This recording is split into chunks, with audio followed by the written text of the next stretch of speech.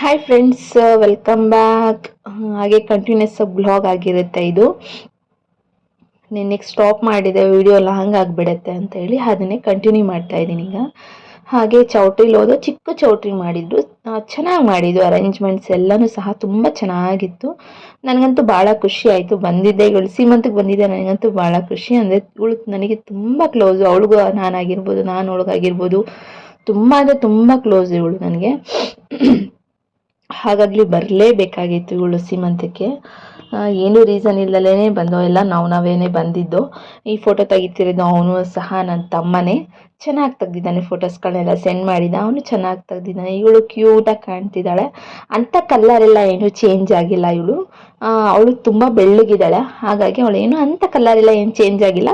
But ನಾವು ಅವಳು ನೋಡಿ ಮೇ ಬಿ ಗಂಡು ಮಗು ಆಗ್ಬೋದೇನೋ ಅಂತ ಅಂದ್ಕೊಂಡು ನಾನು ನಮ್ಮ ಅಕ್ಕ ಮಾತಾಡಿಕೊಂಡು, ಬಟ್ ಯಾವುದೇ ಮಗು ಆಗಲಿ, ಹೆಣ್ಣಾಗಲಿ ಗಂಡಾಗಲಿ ಸಮಾನವಾಗಿ ನೋಡಬೇಕು. ಯಾವುದಾದ್ರೂ ಖುಷಿನೇ ತಾಯಿ ಮತ್ತು ಮಗು ಆರೋಗ್ಯವಾಗಿದ್ದರೆ ಅಷ್ಟೇ ಸಾಕು. ಈಗ ಅವರ ಅತ್ತೆ ಏನು ಮಡ್ಲು ತುಂಬ್ತಾ ಇದ್ದಾರೆ. ನಮ್ಮ ಕಡೆ ಎಲ್ಲ ಇವ್ರ ಕಡೆ ಸ್ವಲ್ಪ ಶಾಸ್ತ್ರ ಜಾಸ್ತಿ ಅಂತಾನೆ ಹೇಳ್ಬೋದು.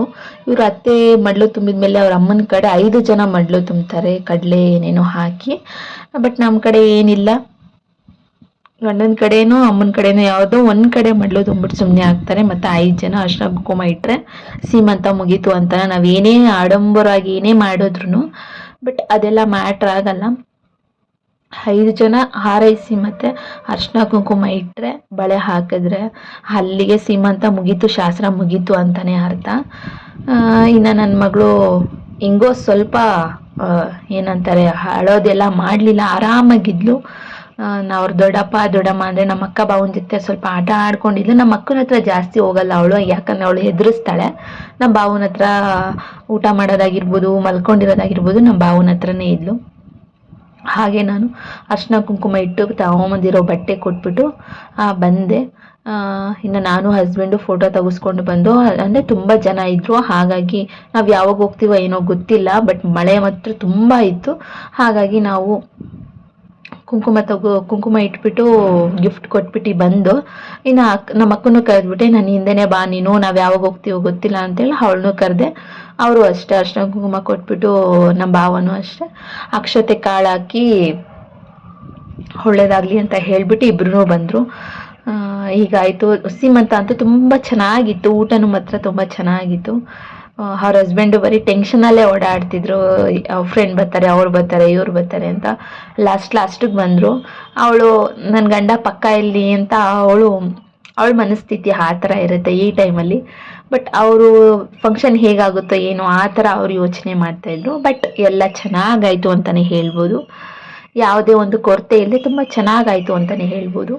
ಫೈನಲಿ ಮಗು ಚೆನ್ನಾಗಿ ಹುಟ್ಟಲಿ, ಆರೋಗ್ಯವಾಗಿ ಹುಟ್ಟಲಿ, ಇಬ್ಬರೂ ಆರೋಗ್ಯವಾಗಿರಲಿ ಅನ್ನೋದೇ ನಮ್ಮ ಒಂದು ಆರೈಕೆ. ನನ್ನ ಮಗಳು ದೀಪ ನೋಡಿ ಕೈ ಮುಗಿತಾ ಇದ್ದಾಳೆ, ಅಲ್ಲೇ ಸ್ಟೇಜ್ ಮೇಲೆ ನಿಂತ್ಕೊಂಡು ದೀಪ ನೋಡಿ ಕೈ ಮುಗಿತಾ ಇದ್ದಾಳೆ. ಅಲ್ಲಂತೂ ಇವಳನ್ನೆಲ್ಲರೂ ಗೊಂಬೆ ಗೊಂಬೆ ಅಂತ ಹೇಳ್ತಾ ಇದ್ರು. ಅಂದರೆ ಅಲ್ಲಿ ಯಾರು ಗೊತ್ತಿಲ್ಲ ನಮಗೆ, ಅವ್ರ ರಿಲೇಷನ್ಸ್ ಎಲ್ಲ ನಮಗೆ ಯಾರು ಗೊತ್ತಿಲ್ಲ. ಬಟ್ ಹೇಗೆ ಹಿಡಿತೀರಾ, ಇಷ್ಟೊಂದು ಓಡಾಡುತ್ತಲ್ಲ ಈ ಮಗು, ಹೇಗೆ ಹಿಡಿತೀರಾ ಅಂತ ಎಲ್ಲ ಕೇಳ್ತಾ ಇದ್ರು. ನಮ್ಮ ಬಾವನ ಕಡೆ ಅಳಿಲ್ಗಟ್ಟದಿಂದ ಬಂದಿದ್ರು, ಅವರೆಲ್ಲ ಹೇಳ್ತಾ ಇದ್ರು. ಅಷ್ಟು ಓಡಾಡ್ಬಿಟ್ಲು, ಫುಲ್ಲು ಚೌಟ್ರಿ ಫುಲ್ಲು. ಇಷ್ಟು ಹಾಲ್ ಬರುತ್ತೆ, ಈ ಕಡೆ ಊಟಕ್ಕೆ ಅರೇಂಜ್ಮೆಂಟ್ಸ್ ಮಾಡಿದ್ದಾರೆ. ಬಟ್ ತುಂಬ ಚೆನ್ನಾಗಿತ್ತು. ಸಿಂಪಲ್ಲಾಗಿ ಏನು ಫುಡ್ ವೇಸ್ಟ್ ಆಗಿರ್ಬೋದು, ತುಂಬ ಆಡಂಬರ ಆಗಿರ್ಬೋದು. ಈಗ ಅಷ್ಟು ದೊಡ್ಡದಾಗಿ ಮಾಡಿ ಜನ ಬಂದಿಲ್ಲ ಅಂದ್ರೂ ಬೇಜಾರಾಗುತ್ತೆ. ಬಟ್ ಇದು ಮೀಡಿಯಮ್ ಆಗಿ ತುಂಬ ಚೆನ್ನಾಗಿತ್ತು, ನನಗಂತೂ ಭಾಳ ಇಷ್ಟ ಆಯಿತು. ಆರಾಮಾಗಿ ಮಾಡ್ಕೊಬೋದು ಇದನ್ನು. ಏನಾನ ಈ ಮಕ್ಕಳು ಫಂಕ್ಷನ್ಗಳಾಗಿರ್ಬೋದು, ಬರ್ಡೇಗಳಾಗಿರ್ಬೋದು, ಸಿಂಪಲ್ಲಾಗಿ ಏನಾದರೂ ರಿಸೆಪ್ಷನ್ ಮಾಡ್ತೀವಿ, ಮದುವೆ ಆಗಿದೆ ಸಿಂಪಲ್ಲಾಗಿ ರಿಸೆಪ್ಷನ್ ಮಾಡ್ತೀವಿ ಅನ್ನೋದಾಗಿರ್ಬೋದು, ಎಲ್ಲ ಮಾಡ್ಕೋಬೋದು. ಇದು ಅವರ ಫ್ಯಾಮಿಲಿ, ಫುಲ್ಲು ಫ್ಯಾಮಿಲಿ ತೆಗೆಸ್ತಾ ಇದ್ರು. ನಾವು ಲಾಸ್ಟ್ ಹೋಗೋ ಮೂಮೆಂಟಲ್ಲಿ ಅವಳು ನನ್ನ ಕಳ್ಸೋದಕ್ಕೆ ಅವಳು ರೆಡಿ ಇಲ್ಲ, ಇರು ಅಂತಿದ್ಲು. ಬಟ್ ನಾವು ಮಗು ಇರೋದ್ರಿಂದ ನಮ್ಮ ಅಕ್ಕ ಭಾವನು ತುಮಕೂರ್ಗೆ ಹೋಗಬೇಕಾಗಿತ್ತು. ಹಾಗಾಗಿ ನಾವು ಊಟ ಮಾಡಿ ಅವಳದು ಆಲ್ಮೋಸ್ಟ್ ಲಾಸ್ಟ್ವರೆಗೂ ಇದ್ದು, ಆದರೆ ಅವಳನ್ನ ಕಳಿಸ್ಕೊಟ್ಟು ಬರಲಿಲ್ಲ ಅಷ್ಟೆ.